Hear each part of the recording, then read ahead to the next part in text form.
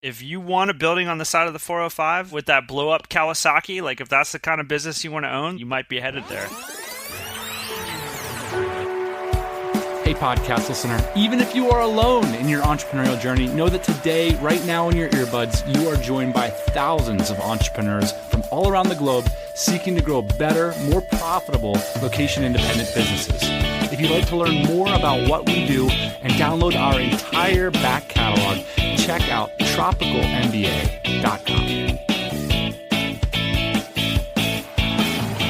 Yeah, buddy, happy Thursday morning. This is the Tropical MBA podcast. This is the podcast. We're the business end of lifestyle businesses, building a location-independent enterprise can allow you financial freedom, wealth, world travel.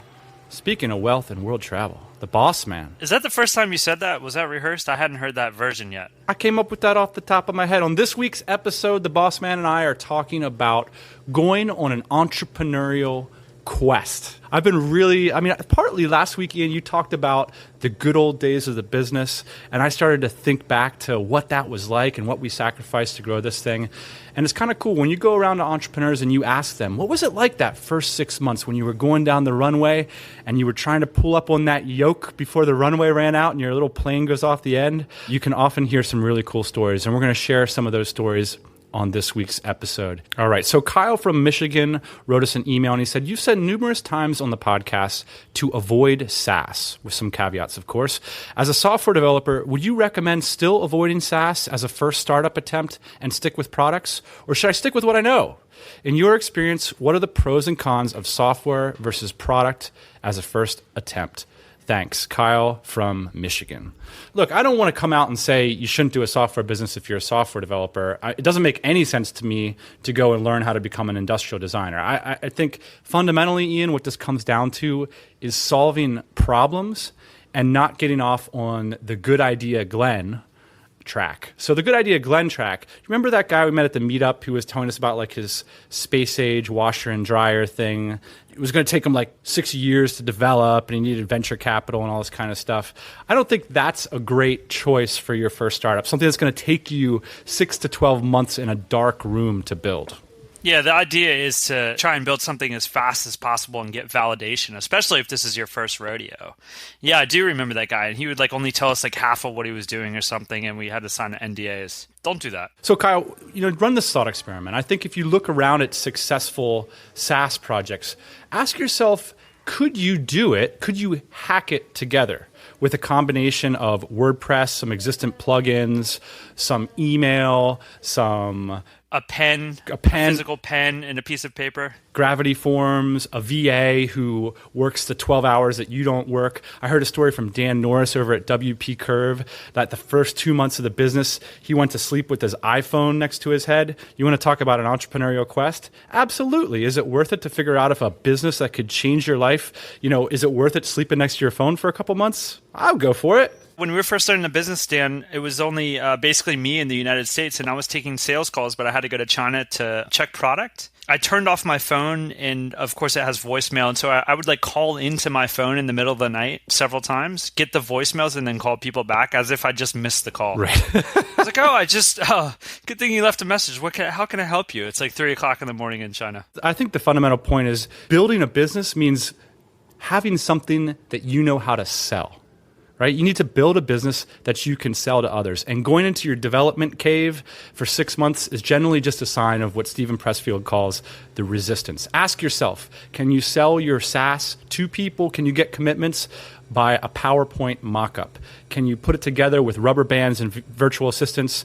That's what I would suggest. You're at this wonderful spot, Kyle, where you can choose what you want to do. So I would choose something that you can execute quickly. In fact, I will reference an episode of Startups for the Rest of Us where the aforementioned Dan Norris was on, and it's a beautiful example of this where he basically said, hey, I wouldn't do anything that you can't get off the ground in like 24 to 48 hours with hacked together. And he got challenged on that notion and was like, well, what if it's like strategically impossible to do that? He would say, well, if it's your first startup, I just wouldn't do that. And I thought, what a great sentiment. Yes, like there's a gazillion things in this world you can do to provide value to others and to make money. Don't choose one that involves the dev cave. That's the geek version of the Batman cave for 6 months. I think a point that you just brought up there, which is maybe more important than, what should you be hacking together, is what should you be selling or what can you sell? So definitely don't hack anything together that you don't have a sales channel for. And if you don't have any sales channels, don't start hacking anything together because you're not going to be able to sell it. So go out there, sell something first, meet somebody that can sell something for you, develop some kind of partnership, and then start hacking away. Hey, boss man, speaking of voicemails, we got one from Chris from chicfountains.com. If you'd like to leave us a voicemail, you can see the number and some other options at tropicalmba.com/voicemail. Dan, Ian, love the show. Thanks for all the great content you guys put out every week. It's really motivating to hear, honestly, your ups and your downs. I'm sorry to say that. But anyways, my name is Chris Mercer. I own and operate chicfountains.com, CHIC fountains.com. I represent a very good artist friend of mine. And anyways, there is a company that owns a crap ton of malls throughout the world. They are currently at the beginning stages of investing billions of dollars in renovating each one of their properties. I'm going to call corporate and try to get through the phone gauntlet and try and get in touch with somebody that might have a say-so in the renovations and talk fountains with them.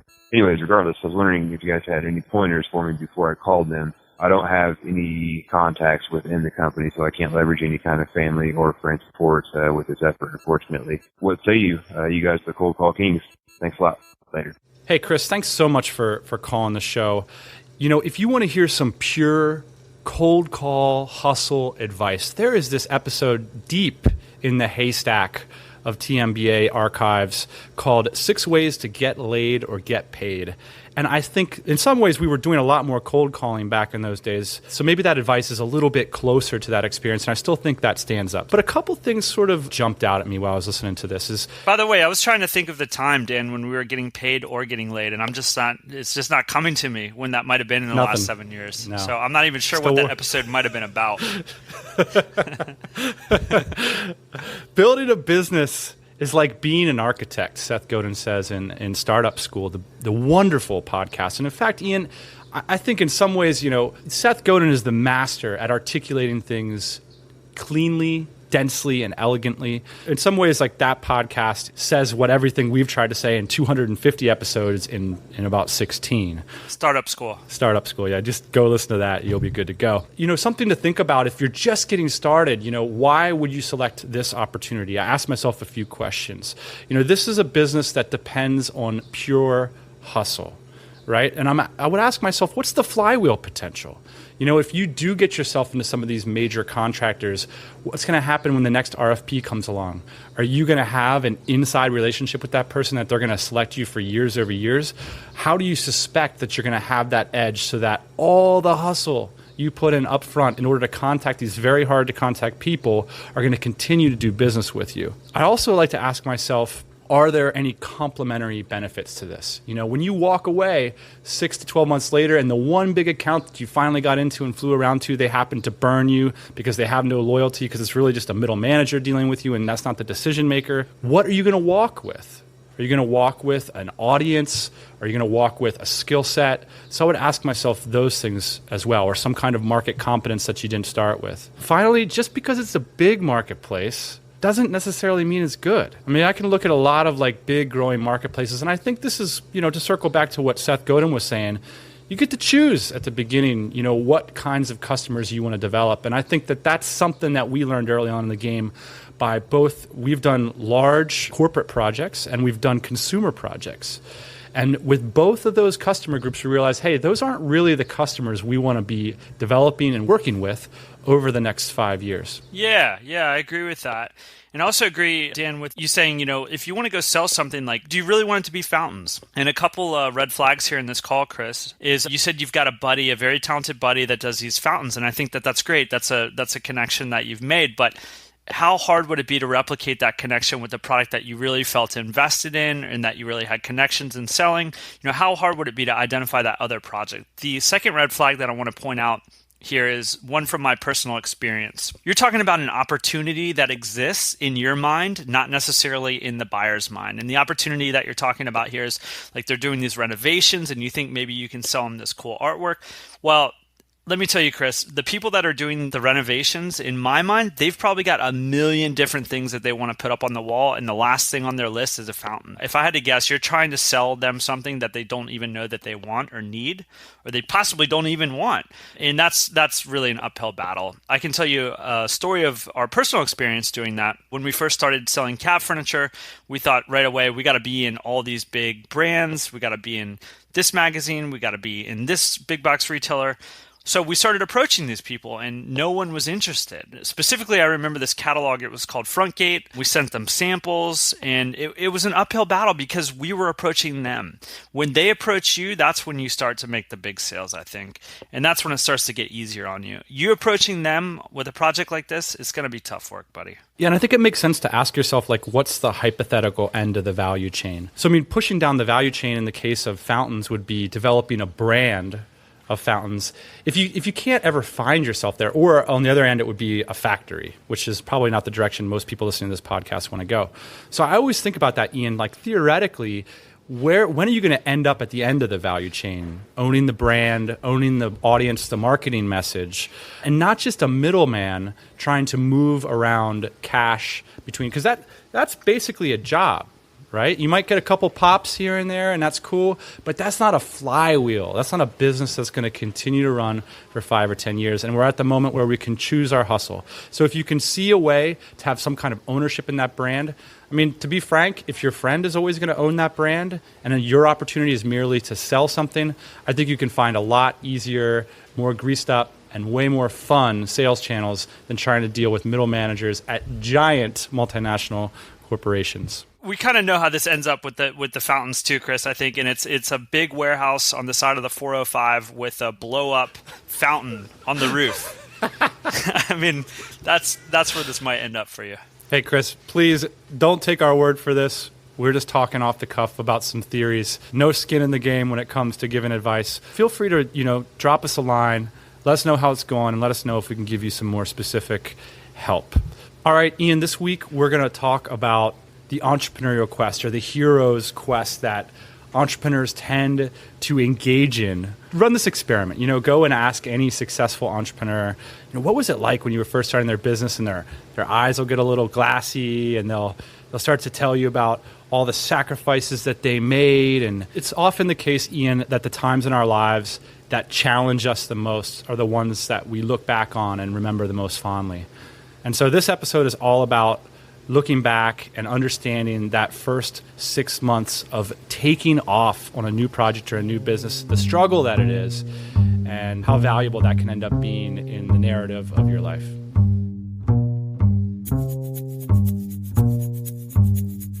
So, Ian, there's two metaphors that I think of when I think of this entrepreneurial quest. I think of, at the beginning, you start to run down the runway. And you have to get enough speed before you can pull up on that yoke to get off the runway. And to be honest, you never really flown a plane before. You don't really know how long the runway is. You don't know what V1 is. You don't know when you're going to pull up on that stick. It can be terrifying. Hey, more the reason, Dan, to set yourself up for some success here. It's you don't want to build your runway on the side of a cliff necessarily, right? Let's go build it out in the desert. So if I don't take off and I run out of money, I'm not going to drown or something like that. Start on the salt flats. You said something to me last week when we were trying to make a big decision in our lives, and you were saying, I don't want to be the guy in 5 years who didn't, or I don't want to be the guy who's still doing X 5 years from now. And I thought that was interesting. It reminded me of the corner office test, Ian. You remember we used to talk about that? There was this one moment in my life when I looked down the hall and I saw the corner office, and I remember that, hey, best case scenario, that's where you're going. In a good case scenario, that's where you'll be. In that corner office, is that what you want? And I remember just thinking, what a simple thought experiment, and what a horrifying thought experiment for me at the time. Yeah, that's right. I mean, just think, if you want a building on the side of the 405 with that blow-up Kawasaki, if that's the kind of business you want to own, that you might be headed there. I think, Dan, most of our regrets are based on things that we didn't do, not the things that we did do, And so, when I look back at starting a business, if we didn't start a business at that time, looking back, I would have been so disappointed in us. The perfect storm was happening. We had the motivation, we had the time. Our brains were small enough at that time where we didn't think anything bad was going to happen to us. We didn't have a bunch bunch of fancy, expensive cars that we had to pay for, So it was like a perfect time. And I think when I look back in my life and most of the things that I did do that I regret, they're much less than the things that I didn't do. Okay, Ian, so we've framed up the 4 parts of how we see these journeys often working out. And the first element of the hero's quest is a short time frame. When we talk about building businesses, we talk about them in terms of 5 and 10-year visions and the 1,000-day principle. It often takes 3 years to make back the income you were enjoying at your corporate job through your personal business. But when we're talking about these hero's journeys, I'm really thinking of like a 3 to 6 month time frame, that moment on the runway when you're doing things and you just have no idea if they're going to work and you're just running as fast as you can and you're just eye of the tiger the whole time. I mean, it's a type of intensity that you might not be able to keep up over the course of 5 years unless you're Mark Cuban. This is also the thing, Dan, I think about building businesses that's so sexy, at least to me, is like I have more fun memories of the first 6 months of our business than I do probably the next 6 years. I mean, we've had some like really interesting milestones and conversations in our business, Dan, but like the intensity that was happening in those first 6 months was amazing. A lot of people get addicted to that, really, and I think that there's people that will admit like, oh, I'm the guy that like starts a business. I'm the guy that like runs a business. I'm the guy that takes a business to the next level. I definitely think that there's like some kind of drug-like effect of starting a business. Like you get very high, very fast, and then you start a business. But I think what's amazing, me and you have been retooling our level of excitement for our businesses, I think, over the past 6 months. And maybe that's part of the reason we're talking about this a little bit. Is like I've been really enthused lately and looking at these stories. And one of the things that really strikes me is how just normal, smart, cool people can quite literally change their lives in 6 months. And I think you kind of have to like manufacture that, right? A bunch of times in your business. And that's what we do. And like you can do it with new product launches. You can do it with like pivots in your business, but you kind of have to like remanufacture this like magic time. And I think that we've done that a bunch of times in our business. Let's talk about the 3 elements. These are the last 3 points here. They're kind of the frame up of like how one might do this and how we're looking at it. So the first step is something clicks. There's a turning point. And generally this is a conscious turning point. This isn't like a retrospective one. Like, for example, I remember the morning when I read the 4-Hour Workweek. When I was on page 90, I got on the phone and called like 3 or 4 friends. One of them was you. And I said, you need to read this effing book. Like now. I'm serious. I don't care if you're on aisle 16 or Ralph's. I want you to get out of there. I want you to buy this book. And I need you to read it because we're going to talk about it tonight. And it was from that moment on that I realized that I could literally write down what I wanted and then manufacture it for myself. So this is related to some of the ways we were answering the questions earlier, Ian, is that a lot of people will take opportunities that are ready at hand. They're sort of the ones that they feel like are just there. But as Seth Godin tries to teach us, as we're trying to say, you can develop your own opportunities and they don't need to be within existent scripts. And I think it was the 4-Hour Workweek that really pulled together all these random thought strings in my head and say, hey man, why don't you just write it down? Why don't you do your dream line?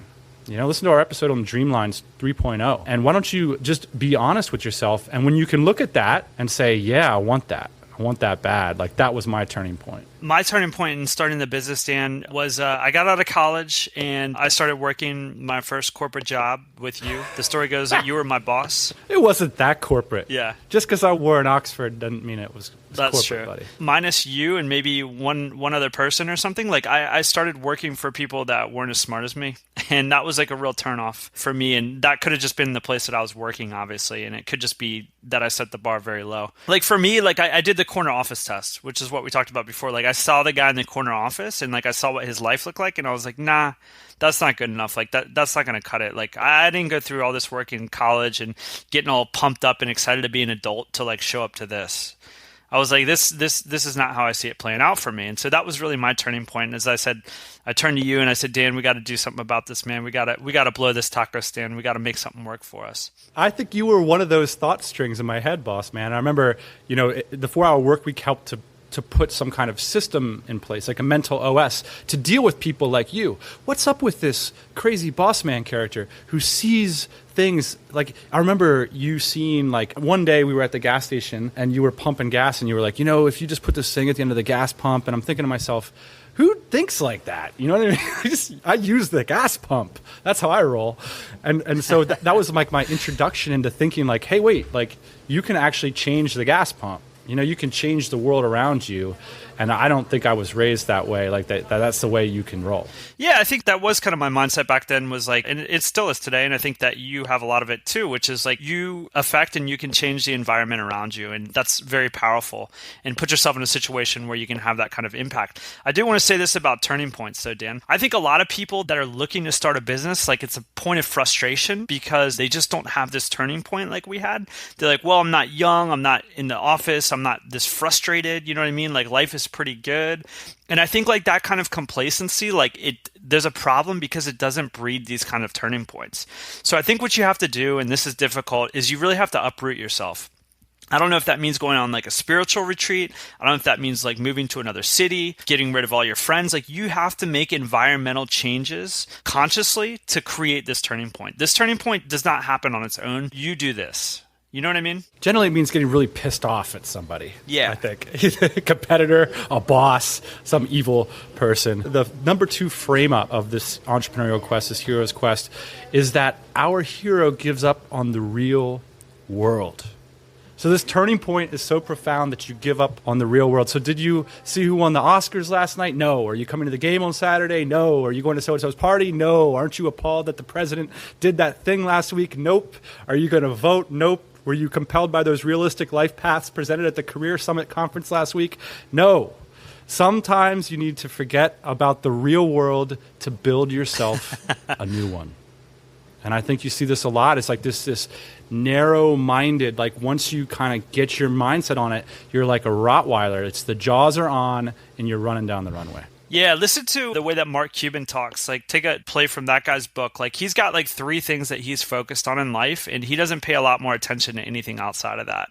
And I think that that's kind of what it takes, especially when you're getting going. Like, you have to have like silence around you, almost like a Fight Club type of situation, right? Like, you have to turn off the outside world so you can focus solely on this thing, but have an endpoint to it. You know, don't just not have any friends for 10 years. Like, just do a little 6-month no friend experiment, maybe. Yeah, I mean, I remember you had all these cool cars and you had like Snap-on wrench kits and everything, and you just got rid of everything. It's that kind of sacrifice. It's like, I got rid of all these time-expensive hobbies. It's part of the reason I didn't bother learning to scuba dive or surf or all these things. It's like, yeah, that's cool. Surfing's really cool. Like being out in the ocean for 3 hours a day is great if you got a bunch of money in the bank. But it's not great if you want to build a future full of financial freedom. So no, instead I'll take up weightlifting, which only takes 30 minutes a day. And that way I can focus more of my energy on something that's certainly going to take a lot of it. Yeah, I think you gave up golf, right? Because that was like a major event. It was like an all-day Saturday thing. And it's like, well, if you only have 2 days a week to work on your new business because you're going to your job all week, I can't spend one of it playing golf for sure. So you gave up golf and I gave up cars. Yeah, and by the way, these are really wimpy things to be giving up in the grand life. Yeah, nobody gave up beer. Did you notice that? We did do that little experiment that one time. Sometimes you do have to cut back on going out with your friends. Part of what this giving up in the real world means is that you stop being concerned about being so agreeable. You're going to piss people off. There's going to be some collateral damage. Not everybody's going to be pumped off that you're not going to be at the baby shower this weekend, but you're just not going to be there. And you don't care because you're on the runway. At some point, you're going to have to pull on that yoke. And if the plane doesn't go up, you might be back in the job staring at the corner office. So, I mean, it really does, in my mind, come down to this stuff sometimes, these types of decisions. The third quality of the hero's quest, Ian, is that our hero identifies and overcomes a looming obstacle. That could be an unsupportive family. It could be an evil boss. It could be a pesky marketplace, a malevolent competitor, or worst of all, an incompetent Chinese factory. You're overcoming your obstacle can't be your family or your friend. That was the last point. All right, fair enough. That's giving up on the real world. Like, you actually have to overcome an obstacle in the business, something that's holding you back from this business. Let me just say it. You went through some real shit when we started this business. It wasn't all roses and everything. I mean, there was some real jealousy at our last company that you really took the full force of the brunt of it because I was in Vietnam and the Philippines and stuff, and you were back home dealing with former colleagues who were jealous of the opportunity that you had created for yourself. Why don't you just bring us into that world a little bit? Can you take us into your pain cave for a couple minutes? I don't think about it much these days, but yeah, at the time it was like very draining. So basically, we were like sharing an office, and it was the company that we split out from. There was this dude that like was seriously angry at the opportunity that we had built for ourselves, when he probably should have been angry about the opportunity that he hadn't built for himself. He took it as a personal affront and basically tried to make my life hell. And in some ways, he did make my life hell. I think the thing for me in that situation was I always had my eye on the prize, right? I always envisioned like pulling up on the plane and taking off that runway. Like there was no way that I was going to be stopped from doing that. And I like realized that this was a trap. Like I really did. I said, fighting with this dude, arguing with this dude is not going to get me to where I want to be.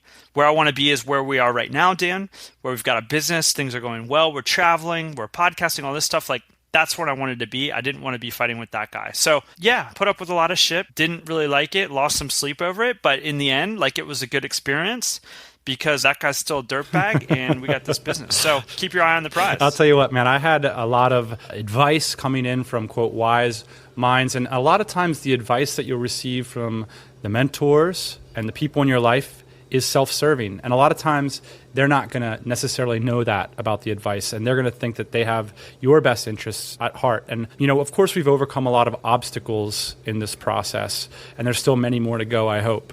One of the big ones for me back then was understanding that it wasn't going to necessarily be the person right down the street or the person that I work for or the person at the local entrepreneurs meetup who is really going to be able to tell me the thing that is going to get me to the next level. And at some point, you just got to be like, it's my hand on the yoke. It's a prize, it's a vision, it's a vapor. It's only in my mind.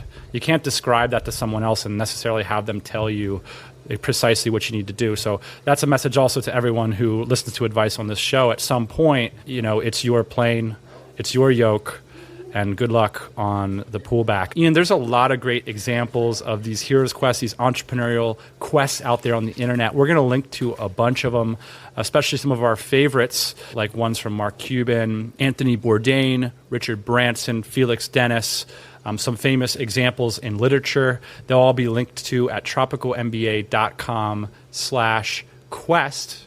And also, if you would like to share something from your journey, actually, this is one of my favorite questions in conversation, Ian, is to ask people about what they did at the very beginning of their business, the sacrifices they made, and it's always a great conversation starter.